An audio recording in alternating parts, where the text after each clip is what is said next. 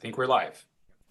All right, welcome everyone, and welcome to a special event at the Salem Center for Policy, part of the celebrations around Free Speech Week. We're delighted to have with us today Glenn Loury. Glenn is the Merton P. Stoltz Professor of Social Science and Economics at Brown University.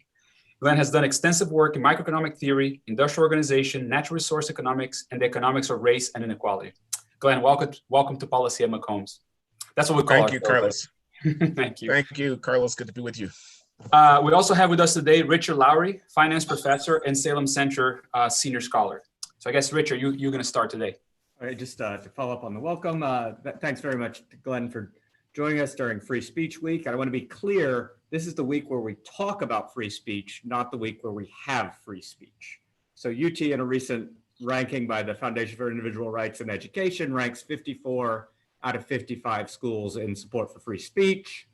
And I think that's a fairly generous ranking. However, the university has encouraged us to participate in this Free Speech Week and as an attempt to let 100 flowers bloom. And we all know how that ended up last time, so we should probably be a little careful. If you don't get the reference, you can Google it and find all sorts of interesting things about Mao. But with that, let's get started. So Glenn, how would you assess the current status of free speech and academic freedom at American universities?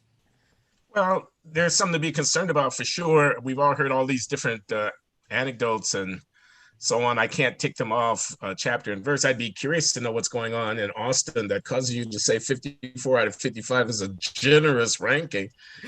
I think there's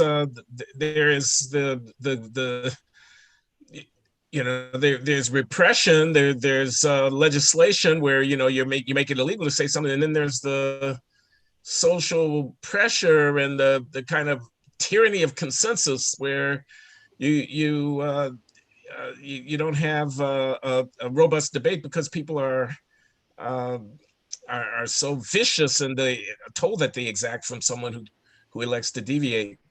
I tend to think that the latter is the more insidious, but I haven't heard your stories from Austin yet. Well, I mean, I could jump in with this a little. We did have a recent proposal sent around that was going to require all applicants and all people applying for promotion to include a commitment to inclusivity and support for diverse populations and their experience and future plans in this area, and that we wanted to put basically a diversity and inclusion member on every promotion committee and every hiring committee to make sure that people were, which is similar to what happened in California, this is basically being used as a political filter at this point. So that's one of the things that I'm sort of referencing, which I would say tends towards the first rather than the second.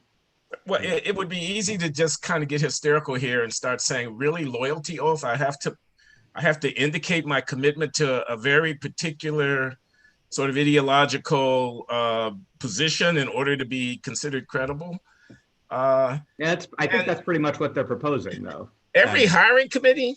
Every hiring committee, every promotion committee. This stuff is so laughable. I mean, sometimes I'm just wondering, it's the theater of the absurd, and of course, it's all going to collapse. It can't possibly be.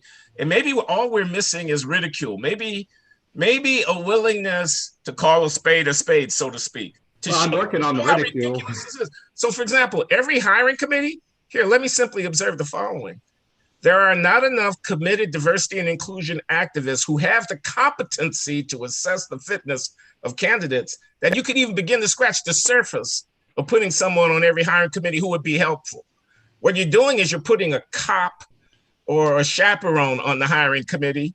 You're putting a diversity chaperone on a hiring committee. And in fact, you're saying the problem of racial bias refusing to acknowledge people of color who are qualified is so severe that we have to look over the shoulder of every hiring committee to vouchsafe that they are in fact being objective.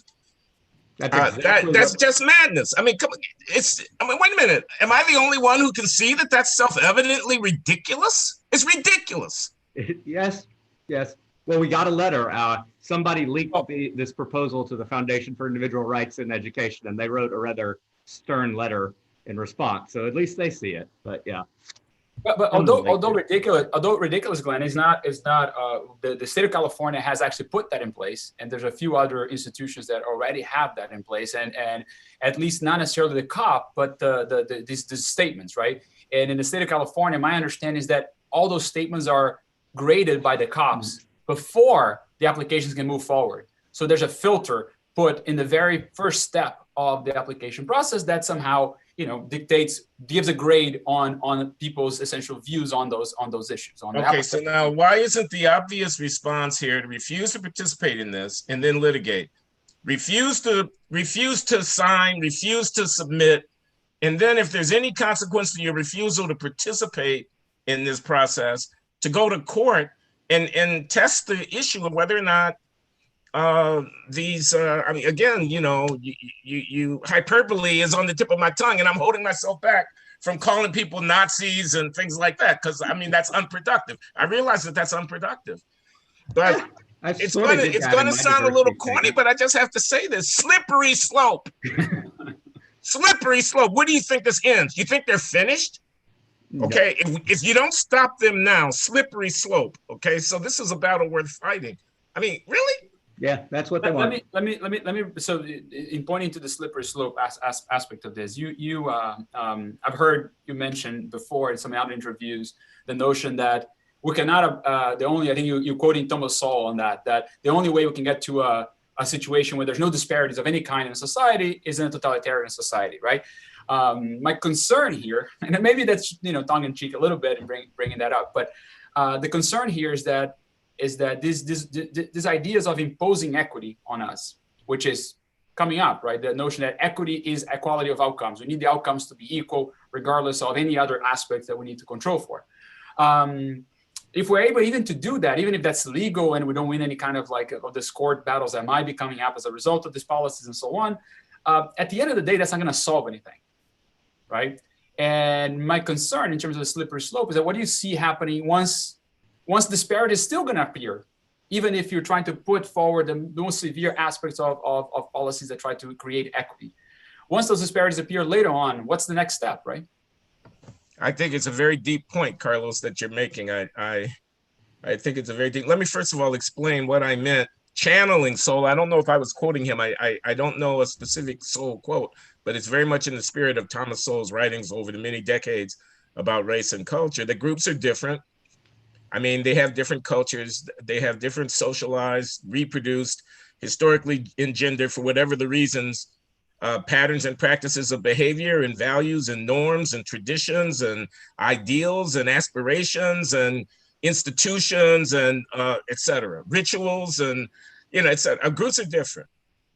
Okay, so they aren't going to all come out the same. Have you noticed that the Jews tend to be overrepresented in certain lines of pursuit? I mean, they're more Jews in academia. Their Jews are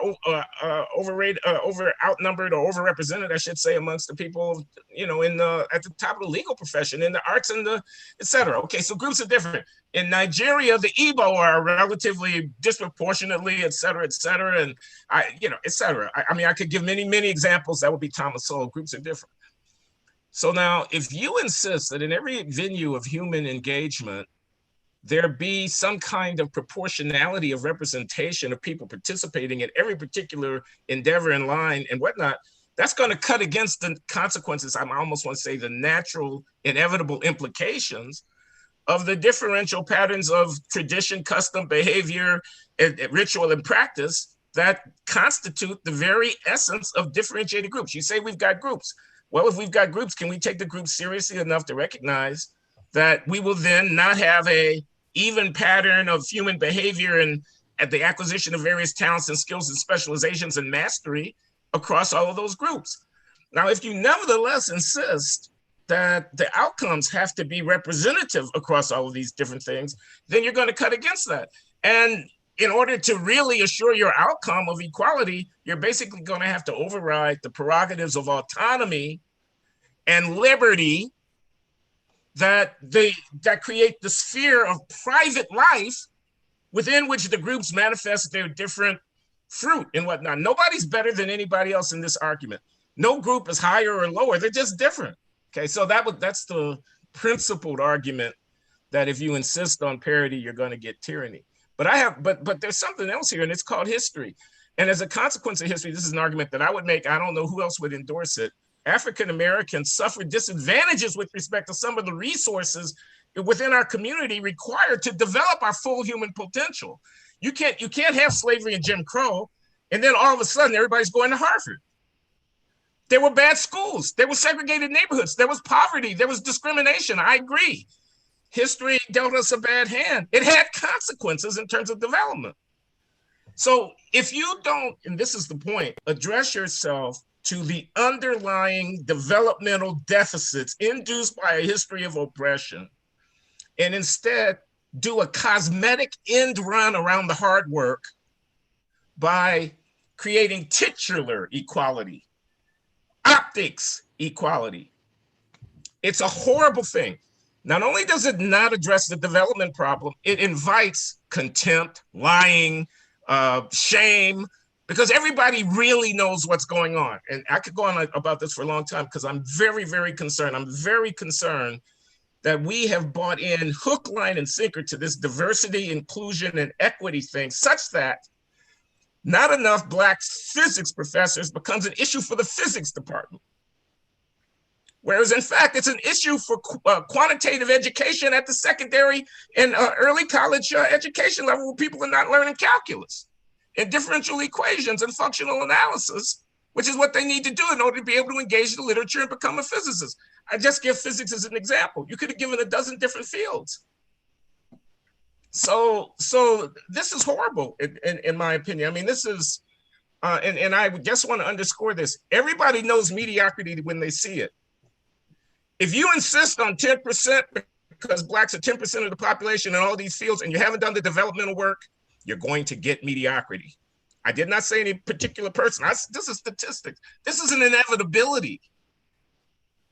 If you're selecting at the right tail of a normal distribution and you're taking the top 2.5%, Brown admits 1,800 out of 30,000 applicants. And you have different cutoffs for the kids that you're selecting, their SAT scores and whatnot, for Black and white. Either the selected criterion, SAT score, is uncorrelated with post-admissions performance. It's uncorrelated, in which case, why are you using it in the first place? But we all know it's not uncorrelated. Or there's going to be a difference on average in post-admissions performance between the two racially defined populations who were selected according to different criteria. We can run the Monte Carlo experiment. There's no way around this. This is going to happen every time if you have enough people. So here's the fact. The fact is that in the most elite venues committed to affirmative action and using different criteria to constitute the student bodies by race, there are objective differences in the performance of those students after they are admitted. That's a mathematical necessity. Now, what happens? Grade inflation happens. What happens? People switch out of the STEM disciplines and they go into the soft social sciences because they can't cut it in physics and biochemistry. What happens? People lie and pretend like the differences in performance don't exist. What happens? Disappointed students, unable to realize their human potential because they've been misassigned, end up bitter and blaming racism for the failures that they have been foisted upon them. I said I could go on for this about a long time. You're going to say I'm against affirmative action. Well, actually, I'm in favor of African American dignity. I'm actually, what's really equality? What kind of equality? What's the quality of equality? Is it equality of representation and head count? Or is it equality of actually being able to hit the ball over the fence, which is how they make you into the Hall of Fame? I mean, what kind of equality? Equality of honor? Where you don't have to prove anything because it's already manifested in what it is that you do. Or a kind of bluff equality, a kind of phony equality where you tell people to shut up when they ask you to put up. They ask you to put up, you tell them to shut up. You're racist because you asked me to show that I was actually qualified. If I could follow up just a second, there does seem to be this very big focus on sort of representation at the upper level, like getting 10% of the professors to be physics. And my sense is I don't see nearly the level of concern for, say, the fact that high schools in certain areas are pretty terrible. And like the emphasis does seem to be very much on people we talk to are very worried about representation within the university, and nobody seems to be the set of people who are interested in like school reform at the level that you would be. Sounds like you'd be arguing maybe we should fix low income schools. What do you think? Do you have any idea what the source of it? Like, why do people care so much about what's happening up here and so little about what's happening to people who are actually sort of suffering at the low end in primary and secondary school? Well, Richard, I think what people are going to say is you can do both. It's two different things. Then because I'm inclined to agree with the spirit of your question, are put in the position of justifying the relative weight that we want to put on the one versus the other. And then they're going to make all these various kinds of arguments about role models and, the elite venues being gatekeepers into access to positions of influence and remuneration. So, they're going to say, as I heard I believe city council member in New York City, an African-American, I don't remember his name. This is the argument over the specialized exam schools in New York, the Bronx High School of Science and the Stuyvesant and whatnot, and how they admit students and the underrepresentation of Blacks because they use a single exam. You have to score high on the exam in order to get in. Asians are vastly overrepresented amongst those students. And the Asians are arguing, don't take away the test. That's the way that we get in. And it's actually neutral. It doesn't favor anybody. It's a test and you can study for it and you can do well on it or not. That's our lifeline. And the city councilman, very much against the current status quo, wanting to see more Blacks and wanting to get rid of the test. He said, well, we can, y'all are arguing that we should work on the other schools who are not feeder schools, preparing these kids for that, but we can do that too. We can, he's saying we can do that also. So that's what they're going to say. But they don't seem to actually ever get around to doing that part as far as. No, and you need a political analysis, wouldn't you? I mean, the squeaky wheel kind of thing like that. And the way people can miraculously find their own self-interest somehow implied by the thing that they think is necessary for justice. So, I mean, I was struck by Princeton put out progressive faculty put out a statement, a list of demands of what they wanted from Princeton University. And I was struck how many of the demands were, we want a person of color to be the director of this center. We want more resources to go to this institute. And I thought Princeton could respond, it was tongue in cheek. Ice Gruber, I believe that's the name of the president of Princeton University. I was recommending tongue in cheek in my podcast that he might respond as follows. He might respond, we are deeply concerned about race and racial inequality in America. And we're going to take all of that money that we would have used for minority faculty and recruitment, and we're going to create a center where we're going to study poverty. We're going to get the best sociologists, whatever color they are. We're going to put people in the field to gather data. We're going to do experimental research. We're going to partner with a hospital to do a public health thing. And we're going to spend $1 billion of our endowment attacking the question of poverty. But in the instrumentality that we're going to use to do it, we'll be colorblind. We're going for the best people because we're serious about solving the problem. Okay. Well, yeah, and see how that would fly, and it would get nowhere because it doesn't feather anybody's nest. I mean, I'm sorry, but I think that's part of it.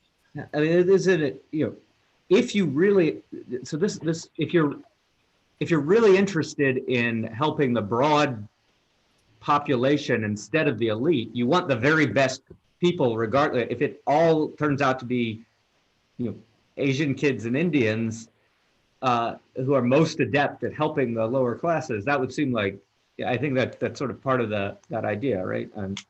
Well, that would be my idea, but it would be a radical idea in this content, in the diversity and inclusion universe.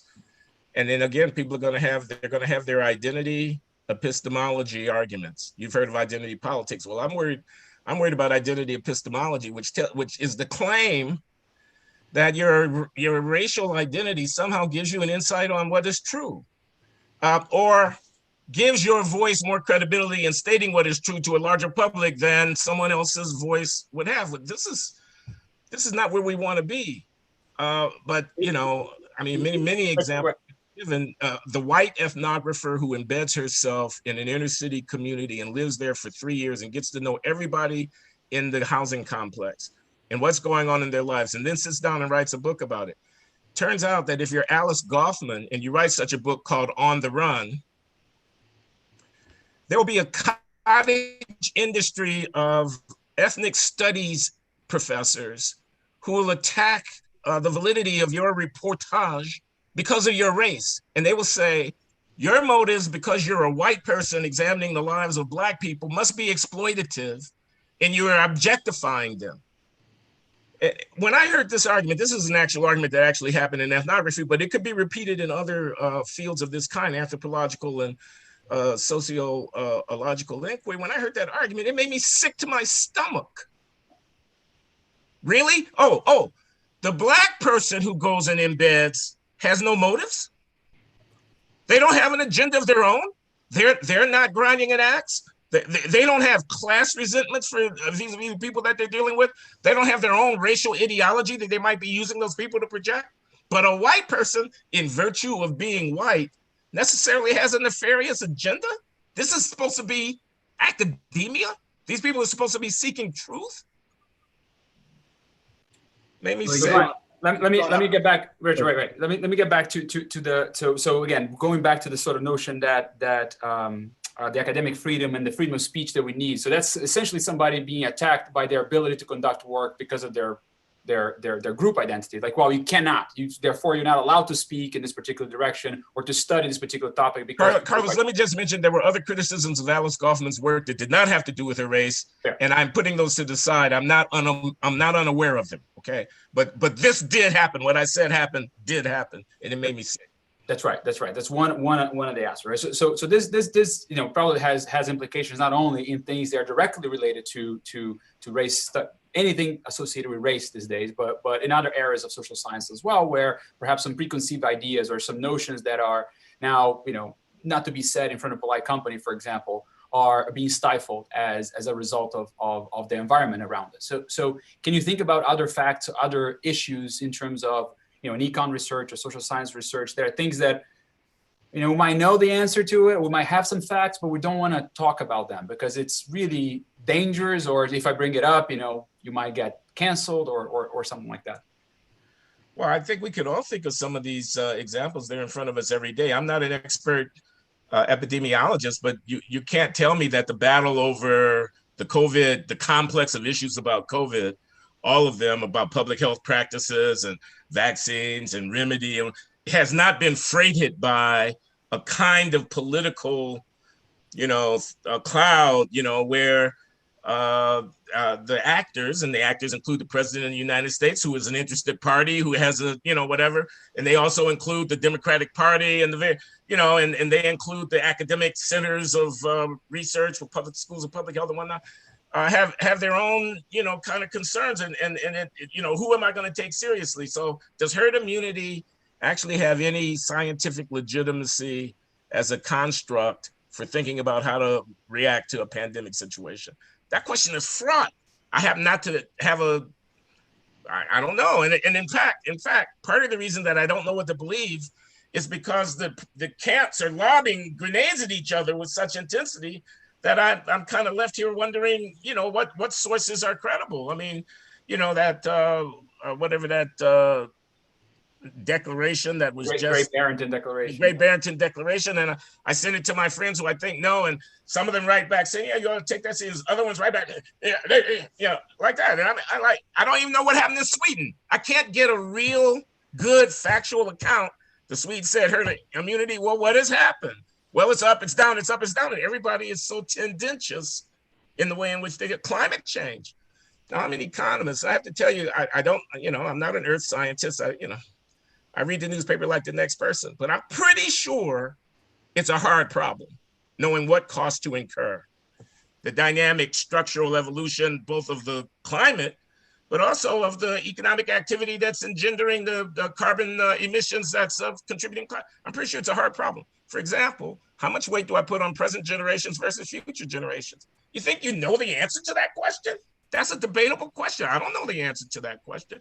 For example, how much optimism should I ascribe to the possibility that technological innovation, as yet unknown, will help to relieve some of these issues, so that if I have a dynamic program where I'm trying to weigh past, future, and whatnot, my discount factor has to take into account the possibility of technological innovation creating a new set of decision nodes on my tree or whatever it is. I mean, you can write this down as a dynamic program.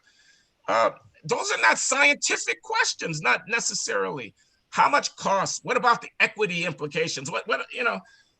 So the people who just say shut it down, I don't want any more fossil fuels. I mean, come on.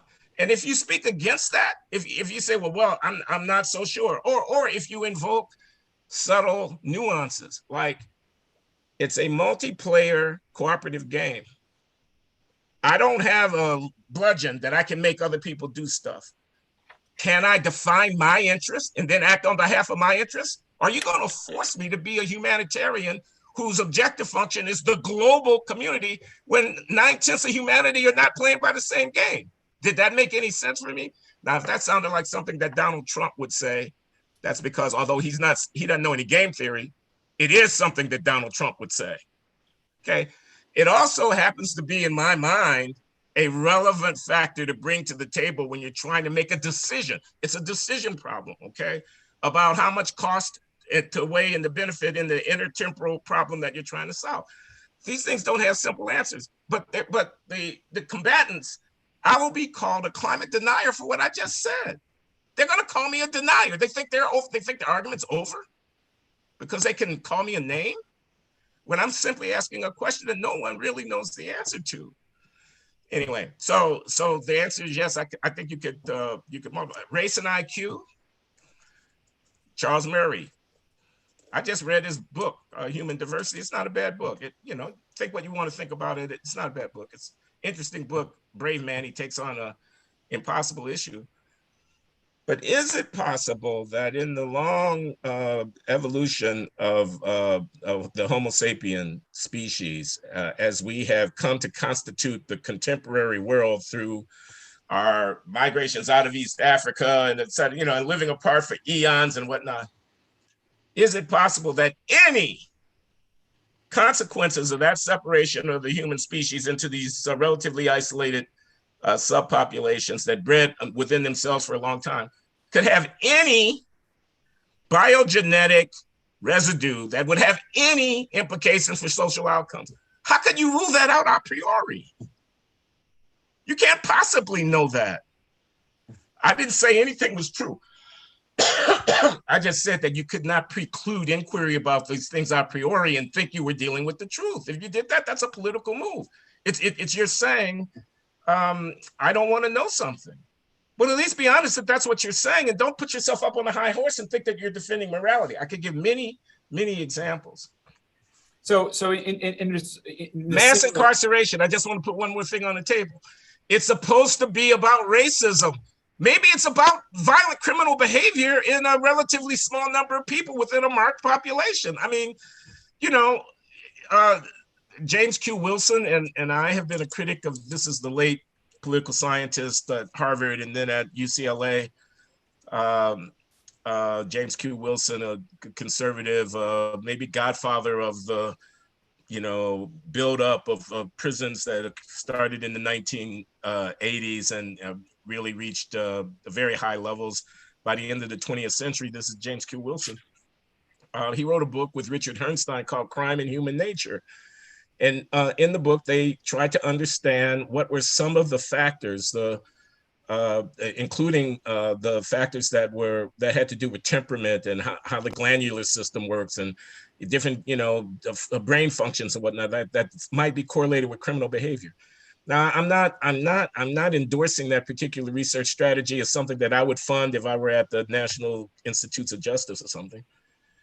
Maybe I would, maybe I wouldn't, but they were called Nazis for that book. They were, Wilson, Herrnstein, you can't hide, you believe in genocide. I still remember the chant that rang out around Harvard Square. This is going back 30, 35 years.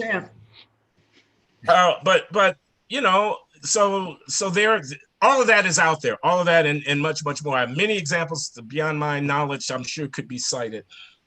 So we talked a bit about the environment and Richard brought up some issues that we maybe are concerned about where we're moving as an institution here. But recently, in the wake of George Floyd's death, the President Brown wrote a letter that you took a lot of, I think quoting you, that you were offended and upset by the letter.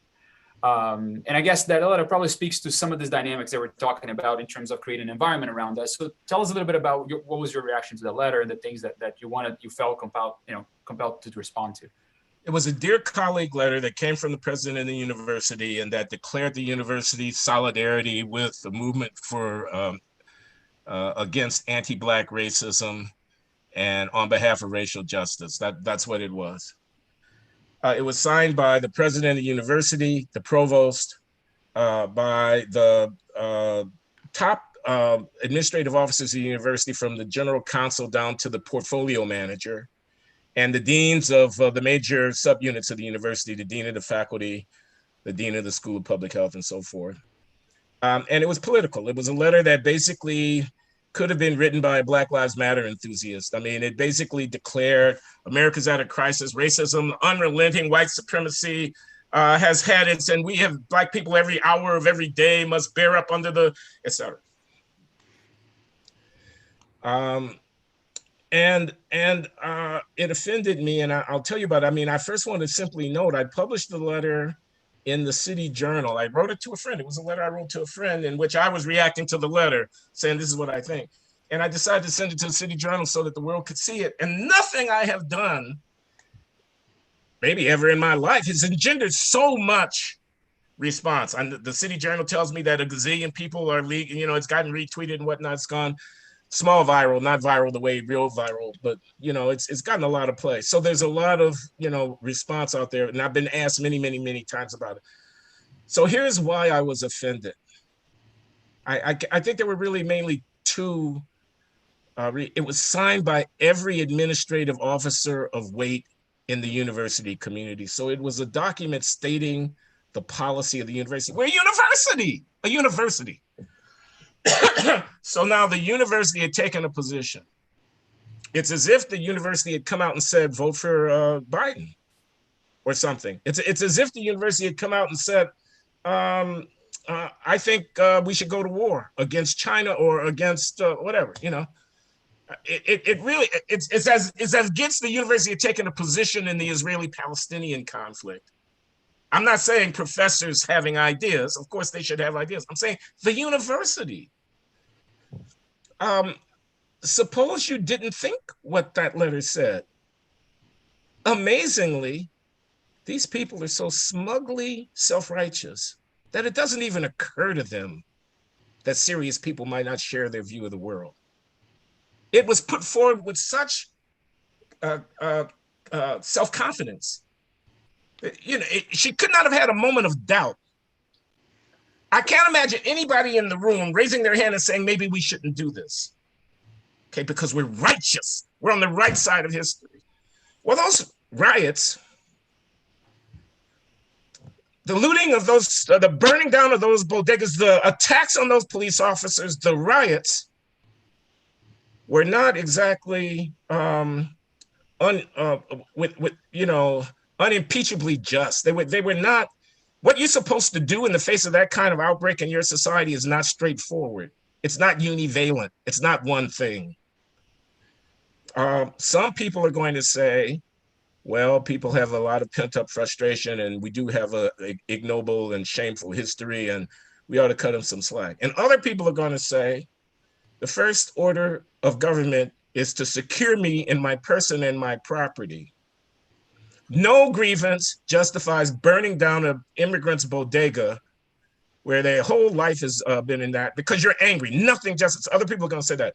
Some people are going to say the cops are bigots and they are a kind of force that has been imposed upon the community and that meets out of, et cetera, punishment and violence.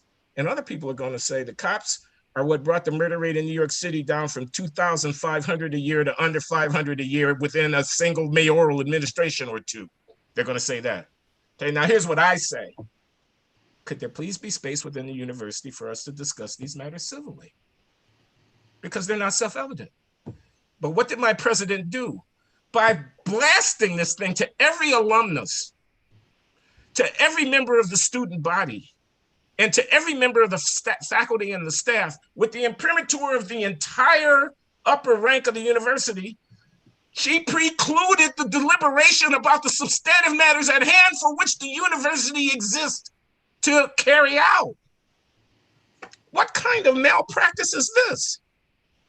What kind of leadership of a precious institution of reflection and edification and human excellence is this? She joined the parade. Christina Paxson and her colleagues jumped on a bandwagon. That's despicable, in my opinion, for the leadership of a university to do. We are there to think it through. Our raison d'etre is to think it through. She thinks she knows the answer? Despicable. It infuriates me even now. Yeah, I mean, we got our own version. We got the letter from our dean, and it included many of the same boilerplates. But what struck me was we had silence is not an option, and I found that particularly not only is this the position of our business school that this is the righteous side, but you are required by your dean not only to not speak against it, but to speak out. And I thought that really was a stick. But again, people have no sense of self-consciousness because this is ridiculous. It's absurd. The only fit response is ridicule. The only fit response is satire, some kind of cartoon or something where you depict these people in grotesque caricature and you represent the idiocy of what it is that their silence is complicity. You must speak out and affirm what I say. I mean, well, what were the reactions of your colleagues? And did Christina Paxton engage with you after your response? No, she didn't. And I don't know. I mean, a few colleagues said, thank you, and we agree. And I expect most didn't, although the ones who haven't said very much to me. COVID shutdown has interrupted the social intercourse so that I'm not passing people on the sidewalk, walking from my office to my classroom, which would allow me at least to read their body language or whatever. We don't need armed security at this talk, by the way. Pardon? I'm sorry? The COVID shutdown is also why we don't need armed security at your talk, as we've had to have in the past at some of our more controversial events. Well, that's thuggery. Yeah. Again, it needs to be called what it is. That's thuggery. They should be called thugs. Their faces should be put on posters. There should be want ads, wanted, thug who would not allow me to speak. The only reason we're here, by the way, is so that people can speak to each other. This thug arrogates to themselves the right to determine what can be said here. Are you okay with that? Put a banditry mask on them and put a bounty on their heads. Of course, they would accuse me of fomenting violence if I did that against violent thugs. All right, so let's move on to okay, we sort of identified the problem. We know that we live in a place where maybe some ideas are not tolerated these days, or the social sort of norms around us makes us, have to abide by some norms, some views that, if we don't share, we just better be quiet and just walk with our heads down. That's what seems to be the what we need to do, right? And part of it is because there is a monolithic or a tendency that universities have had in the past 40 years to become very unidimensional in their thinking, especially in social aspects. One, do you have a view why that is the case, that we got to a place where now the type of intellectual diversity or viewpoint diversity at a university? So, when I want to contrast, for example, the notion of I don't want to call conservative because that's loaded with a political party. I don't want to talk about a political view of the world. I want to talk about things like, for example, a disagreement between folks that might think from a classical liberal perspective, that think that equality of opportunity is what we should be focusing on versus equity of outcomes, which is like, again, the orthodoxy seems to be put in front of us, right? That kind of lack of viewpoint diversity seems to be overwhelming at this point. And of course, that correlates with things like, representation in political parties as well, what kind of parties faculty tend to vote for, or kind of places they give money to, et cetera, et cetera. So we got to a point where there's very little intellectual diversity in those directions. So why is that? And is there something to be done? My honest answer is I don't know. I don't know the answer to either question. I can talk for a bit. I think you need some, very big think kind of cultural historian who's read every book that's been written since 1945 and can track the evolution of a lot of different strands. I mean, of course, there is the civil rights movement and the Black Power movement in the 60s and whatnot, and there is the anti-war sensibility. There is the economic evolution of, the people's belief about American social policy and economic policy. And there is the Cold War that has come and that has gone. There is postmodernism and other trends of intellectual enthusiasm. There is Afro-American, Latino, Hispanic, women's studies, gay studies and whatnot, which have these area studies that have created their own kind of dynamic. So there are a lot of strands. I mean, I don't know what accounts for the evolution. I could opine. We could talk about various cases and whatnot. What's going on in the STEM area? I'm very, very interested in the kind of relativistic, I use the word postmodern. I may not be using it entirely correctly, but this sensibility of you think science has got a rock bottom answer that's objective and independent of power relations in society. But in fact, science is a vehicle for the propagation of structural racism or the perpetuation of patrimony or the, whatever. I mean, I'm sure those books are out there. I have not read those books. I would have hoped that the scientists weren't listening to those books, but it appears that, with the various things that I can see happening, probably some of the scientists, or at least the committees that are reading those books, in the social sciences and the humanities, a very, very different story. If I say Christopher Columbus discovered America, people are just going to go crazy. They will hang me. They will take me out and they will hang me. If I say a person who is gay has a sexual preference, I will get strung up because I can't suggest that it has anything to do with preference. They have an orientation, not a preference. Don't you know that that's offensive? Whatever. The humanities, I guess the way novels are read in 2020 is very different from the way classic novels were read in 1850. I don't know that you can write a romantic novel anymore, et cetera. So that, in the social sciences, again, the sociology, anthropology is very different. So you see. Is economics, and economics has suffered from this as well? Oh, well, suffered. It depends on your point of view, but I would say so. I would say that when people suggest, as has been suggested, that we economic scholars must tend to cite inclusively. Okay, what that means is make sure, if you can, that there's some women and people of color cited in your citations. Now, it might seem like a small thing because, after all, citation counts count for evaluation of the influence of a person's research, which counts for assessment of the fitness of a person for promotion, and so on. So citations matter. Writing an article that gets a lot of citations is a good thing. But when they said cite inclusively, my thought was, well, what's the predicate there? That heretofore, before this diversity and inclusion education seminar, I was not citing inclusively, which means to say I was citing dead white males. I was citing my people. Well, no, I wasn't. I was reading the journals and citing the relevant articles. Why would you impugn my motives and my integrity? Why do you put this onus on me to work on behalf of social justice when I'm just trying to write a paper? Okay, I mean, and then the subtext of that, of course, is if a person wrote a paper that warranted to be cited because it got the attention of people at the frontier of the discipline who were doing innovative work, you wouldn't have to tell me to cite their paper. I'd cite it because it was good.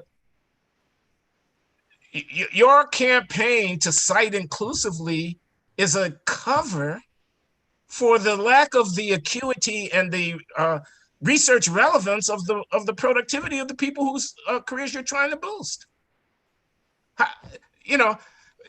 Economics is racist because we use advanced mathematical methods and statistical inference and in the model manipulation and whatnot. We're racist because we're not sociologists and we don't inquire into the,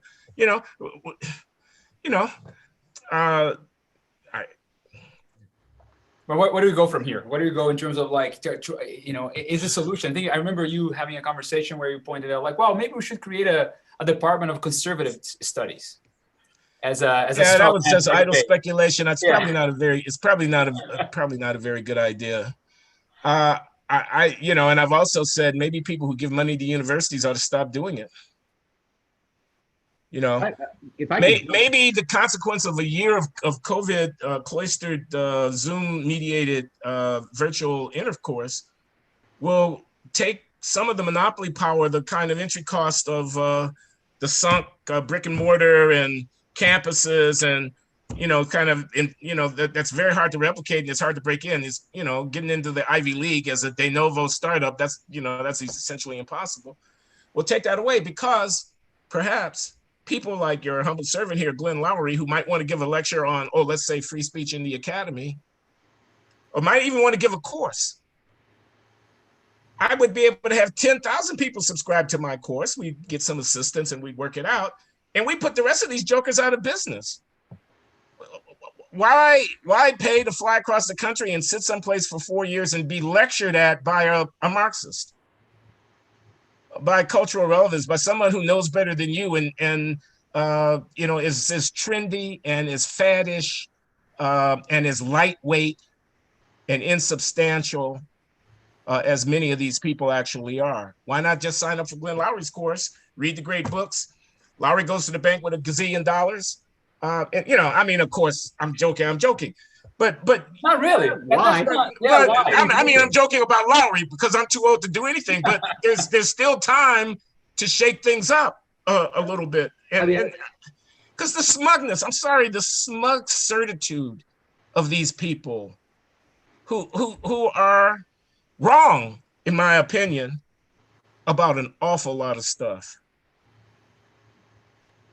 So I wanted to just follow up on that a little bit.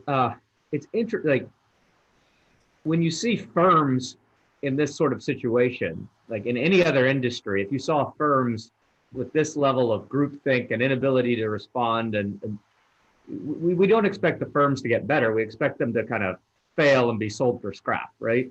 Yeah. But it seems like in our industry, entry is incredibly difficult, and no matter how badly you're doing your job, nobody exits, right? We never see Brown University closing shop because the president writes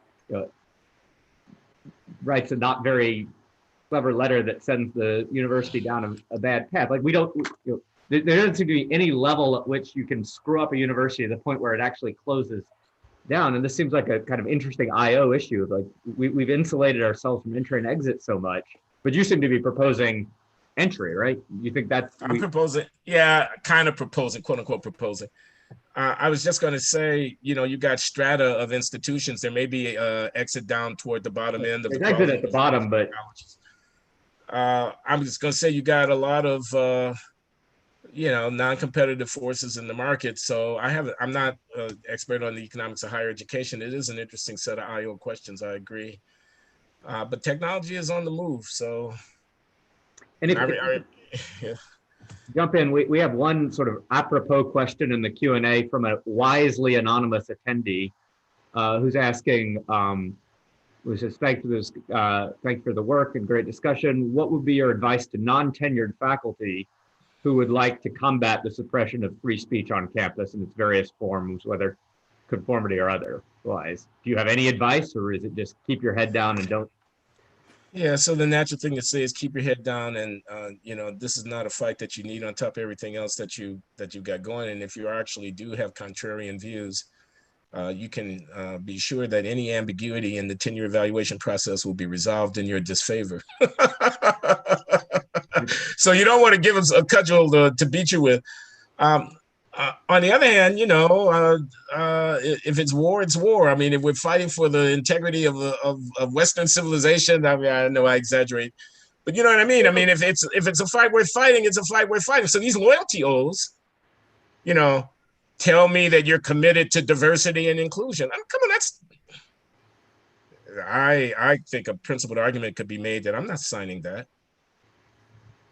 Yeah, and you're not hiring me to or maybe you are hiring me to further your political agenda, but this is supposed to be a university. I mean, if I asked you to pledge a loyalty to the United States of America before you were permitted to teach here, or the Catholic Church, of course you would run screaming from the room. But you're being asked to, but I'm asking you to pledge loyalty to the program of diversity and inclusion. Suppose I think there is no issue. Suppose I think the university is not racist. Suppose I think groups are underrepresented because they haven't measured up in terms of the criteria of selection. I'm from this part of the country, and my heart goes out to the people who live there. We're global institutions. Everyone who comes here, I mean, that's another factor altogether. We are open global institutions. Every recruit who comes here from Southeast Asia is supposed to identify with your political crusade to deal with quote unquote people of color. Well, have you taken a look at the planet? Amongst the many billions are mostly people of color, and they're mostly living on $15 a day. How about we concern ourselves in this great institution with them and not with, and then this is where the ridicule would enter in and the caricature would enter in, because you would exaggerate the disfavoring features of some of these people who are making these ridiculous arguments. Well, I like the caricature. You know, I'm Brazilian by origin. I grew up in Brazil. I moved to the US as 26 years old, I think. So you can maybe tell by my accent. I have no idea what my racial background is. Brazil is a big mix of lots of different people.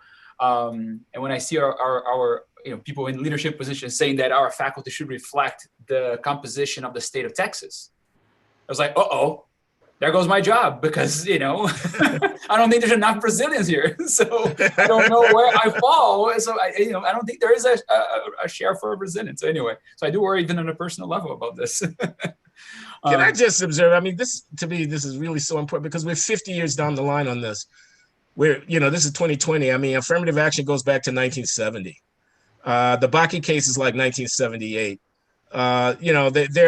This is an argument the country's been having for a half century. So basically, we need to own up to the fact that diversity and inclusion enthusiasts, that you're institutionalizing as a permanent regime the use of racial characteristics to assess the fitness of people to engage in these various enterprises. Now, you okay with that? I mean, I'm not. I mean, I think that's a deep mistake. I think it's a tragic mistake. And I could elaborate on that, but I do think we ought to be cognizant of what it is, in fact, we've bought into. This is not transitory anymore. So underrepresented minorities, historically underrepresented groups, they make up these acronyms, HUGs, historically underrepresented groups. Do you know what that is? That's a way of excluding Asians from the people of color. It's transparent. How can it be justified?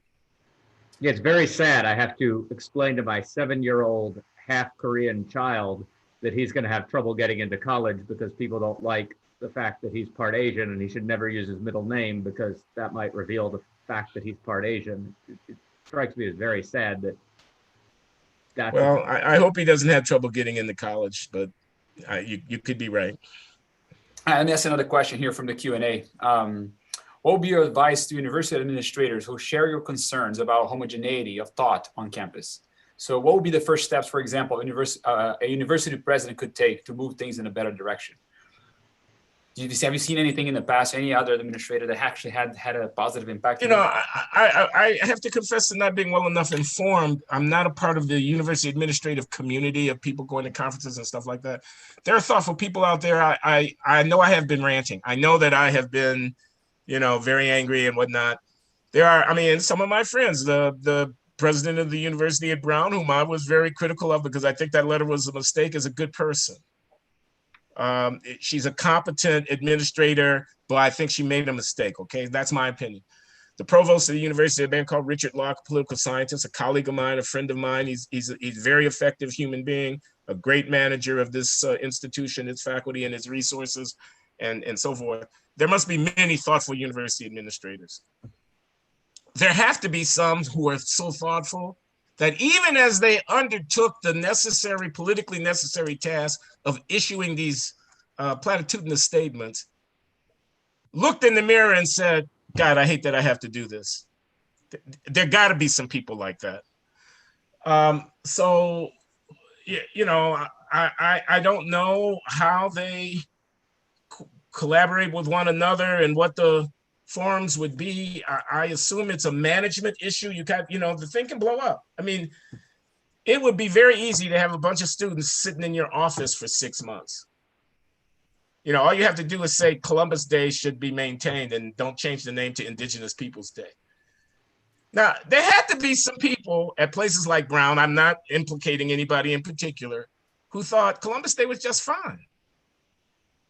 Who thought it's complicated, man. The history of the world is very complicated. Yes, indeed, the native people of the North American and South American continent were decimated as a consequence of the European incursion. Yes, indeed, that's true. It's also true that we walk on the ground created by that history. That is the modern world. That's the world that we live in.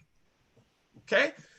It can't be that our only response to the monumental transformation of human existence on this planet, which has occurred in the last 500 years, is to wag a finger at a fucking racist. It can't possibly be that that's the only thing to say. It can't be. It can't be. Let me push the point further. Our civilization sits on a European foundation in very substantial part. I did not say that no one has contributed. I did not say that. I'm saying the modern world, astrophysics, the computer. Where do you think you can trace the evolution of our understanding of the world, the origin of the species? Okay. Economics. Now there are reasons for that. Why the Industrial Revolution happened where it did? What about the creation of the political environment in which universities could flourish? What about the accidents of the whatever. But the idea that I have to avoid dead white men, when in fact I live in a world that was created by them, in very substantial part. Can we sort of keep balance on these things? So I'm afraid I'm wandering from the point a little bit. University administrators, some of whom have to have a more nuanced and complicated view, but have to be very careful about what they say, because if they say the wrong thing, they will in effect be rendered neutered because the institution has to function and they have to maintain peace. So we could always try to find prominent public intellectuals from outside of administration to come in and take leadership roles and shake things up at a university. Would that be an effective? Well, you need trustees who are willing to put institutions in the hands of people.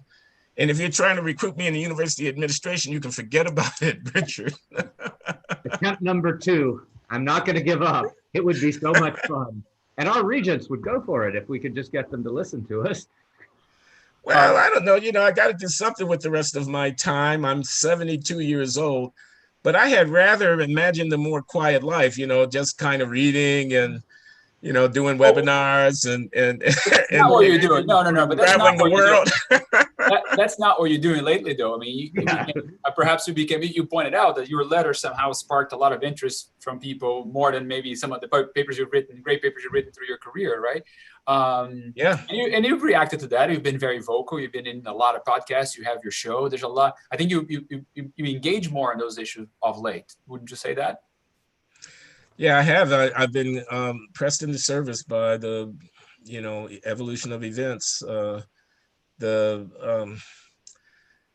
just so many things. I don't know when there was a moment, but it's I guess George Floyd. I guess that's and then the riots. I wrote a piece in Quillette saying denounce the violence now. Unequivocally calling on all people to just speak out and say this is unacceptable because I thought so. But things just seem to spin out of control. So my conversations with John McWhorter, my partner at the Blogging Heads, have gone in this kind of direction, and there's just been such a outpouring of interest expressed by people. I've given interviews to 12 foreign outlets. in Australia, in Austria, in Russia, in Ireland, in Italy. There is a full-page photograph of me in Le Monde. You know Le Monde, the French newspaper, in their Sunday magazine, like the New York Times Sunday magazine, the glossy thing. There's a full-page photograph of me in this French magazine because I'm one of 4 contrarian Black intellectuals who have been willing to be critical of Black Lives Matter. It's me, the young Coleman Hughes at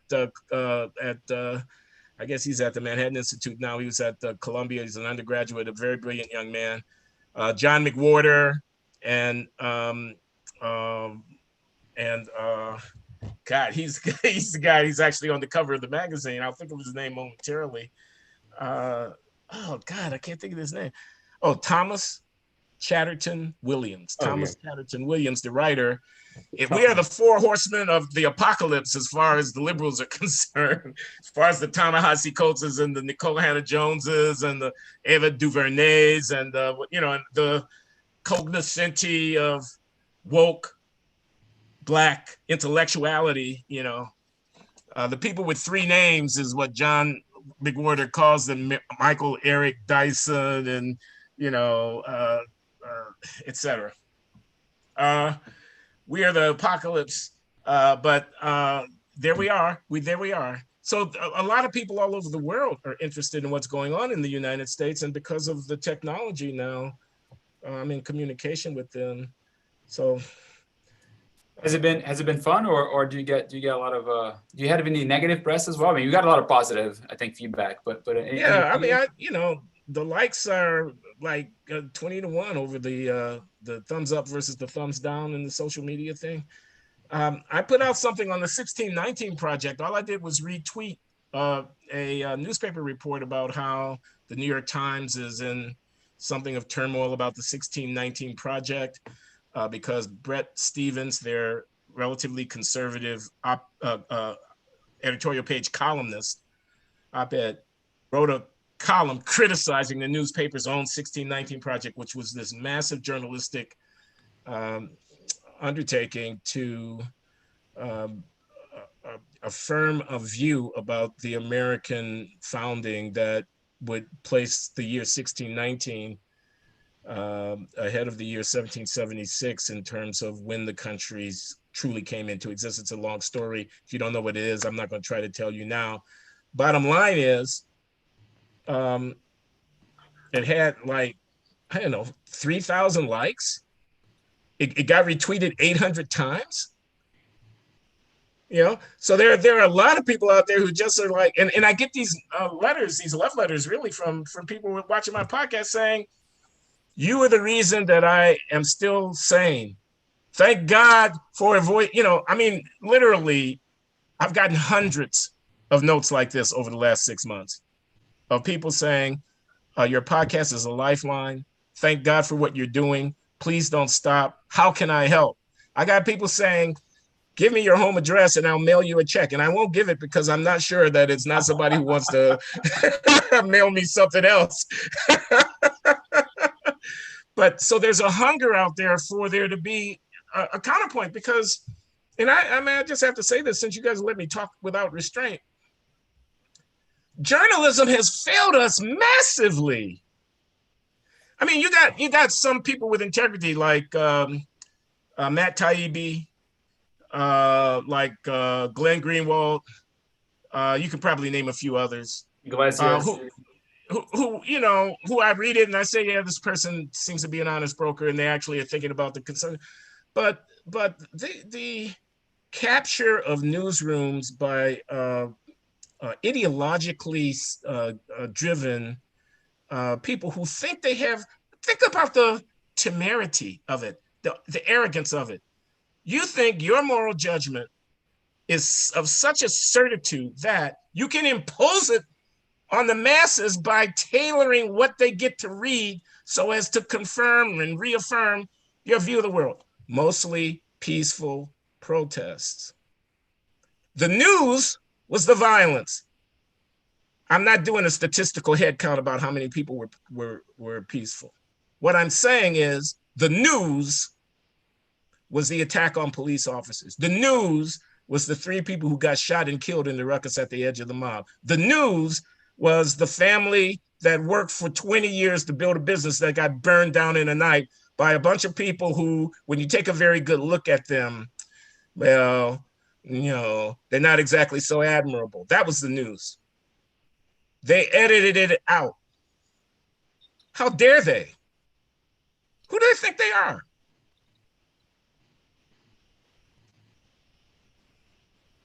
So let's take some questions here from the audience. See if anybody wants to ask a question. Can you just make me aware of the time, because I really Of course. do. Yes. So just a few more minutes. We should wrap up. We've been about an hour right now. So if anybody that's live in the audience right now want to ask a question, if you raise your hand, I can call you up and you can talk. and we have a few in the There's a few in the Q&A, but I think it would be nice if people join in. I can promote you to a speaker if you choose to do so. I guess we don't. So go ahead, read one of the ones in the Q&A. all right. Maybe the last one is a good one. Oh, the last one, you want to read it or? Oh, you want me to read it? Yeah. Okay, yeah. So another anonymous, wisely anonymous attendee is asking, why can't we evaluate the performance of affirmative action and diversity, inclusion, and equity administrators on their own stated goal if they have failed to solve the problem they've identified?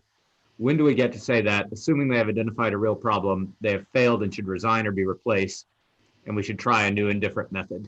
So any criteria for judging?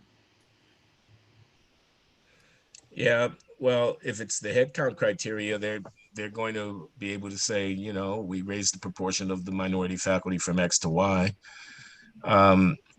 I guess it's who are we when you say we judge, because I've begun to think a little bit about the administrative behemoth, which, you know, the office of the associate provost, the deputy vice president, the, you know, of diversity and inclusion, as almost a kind of union or, you know, advocacy group within the university administration on behalf of the interests of the Black, of the faculty of color. The main agenda is faculty hiring. There are other issues, but the main issue is faculty hiring, and they're a lobby. They're kind of, so I would evaluate them from that point of view if I understood their function to be advancing the interests of African Americans, making sure that the ethnic studies is adequately funded, making sure that the scholarship for students of color fund is managed effectively, and whatnot, and making sure that the Black alumni are happy when they come back for the 5th, the 10th, and the 25th, anniversary of their graduation, that they feel like their institution, you know, is somehow connected with them. I assume that's the portfolio of one of these kinds of positions, and they would be judged by their management of that portfolio. I would, however, want to take a broader view and ask whether or not the functionality of that office is really rationalizable, can be made sense of within the context of some broader mission of the university. And I've been skeptical about that. I've voiced my skepticism. Here's what I think. I think all of our great universities that are prepared to put hundreds of millions, indeed in total billions of dollars into diversity initiatives, ought to take those funds and use them to enhance our knowledge and our effective response to the problems of poverty and privation in our society. They can cure disease, they can enhance the educational effectiveness, they can learn how it is that you deal with people who are behaviorally impaired in one way or another, they can, you know, whatever, and they can make the society a better place. And that not a penny of it, not a penny goes to somebody with a PhD who is trading on the color of their skin or their sexuality. That would be an extreme view. You could defend it based upon a humanitarian argument that was transracial, and you would have to stand your ground in order to do so. And it's unlikely to ever happen. But that's how I would evaluate it, based on, you know, in the case of the institution at hand, the quality of the faculty and what we're delivering to students and whatnot. But, you know, that would just be me. We had a hand up here from Caroline Thomas. Are you still there, Caroline? Do you want to? Yes. So Megan, can you try to promote her to speak?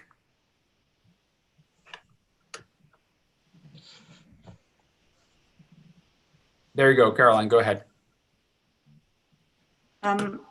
My question is, well, you say that, you know, the fault, it's not the fault of the physics department that there isn't a Black professor, it's the fault of high schools. And we as academics, why would we cite, someone who's considered an underrepresented minority? If they were that good, they would have made it into a better journal in the first place. But so do we just wash our hands of the issue altogether? Is there nothing that we can do? Is there no role for us at all? Just sit back and say that the problem isn't ours? Okay, Caroline, thank you for the question. No, I wouldn't. Here's what I would say. I would say focus on developing the capacities of people to compete rather than changing the standards or criteria for judging effective performance. So in the case of the scholars, if the goal is that there are not enough women publishing in economics or in physics, and we want there to be more women, don't tell the physicists that they have to go out of their way to cite women whose research would not otherwise have warranted their citation. Instead, develop some programs that attract talented women into the study, in this case of physics, that perhaps underwrite extra efforts to try to ensure that they are in undergraduate school getting the right kind of exposure that would allow them to be effective in competing for entry into really strong graduate programs that would, at the end of the day, there'll be some winnowing down, but that would leave you with a strong population of women who are in good researchers in that field. And then relying on the fair execution of the hiring of the journal administration and so forth to allow this cream to come to the top. I'd focus on developing their capacities to compete rather than on jiggering around the criteria. Now, let me say this, having said that, it might be in certain areas of scholarly inquiry that an insiders club of people who have a particular school of thought have got control of the journal and they won't let anybody else's stuff in.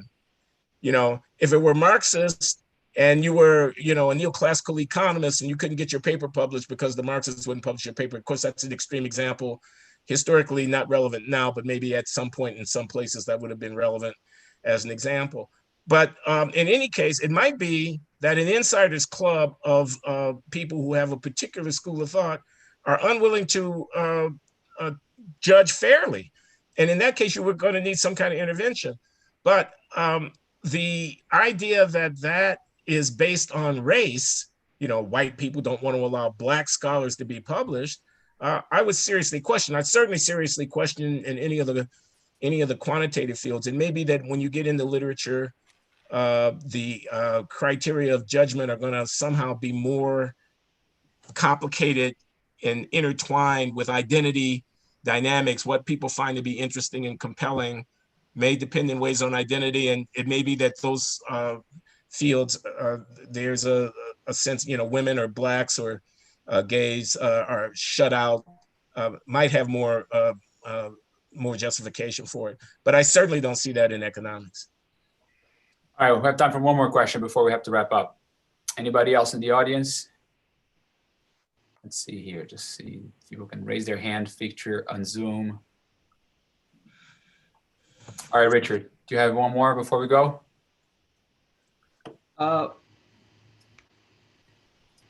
I'm good. You're good? All right. It was going to be too dangerous. I had my limits. Okay, there's the last one here. Okay, somebody said thanks, Glenn, here, and Caroline, thank you. So yes, thanks everybody for joining up, and Glenn, thanks so much for your time and for all you've been doing lately. It was a pleasure to have you. Thank you, Carlos. Richard, thank you both. It was great fun. All right.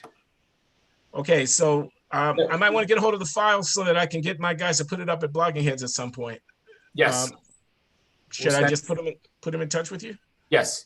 I'll send you an email. Yeah, send us an email and we can give you all that information. Okay.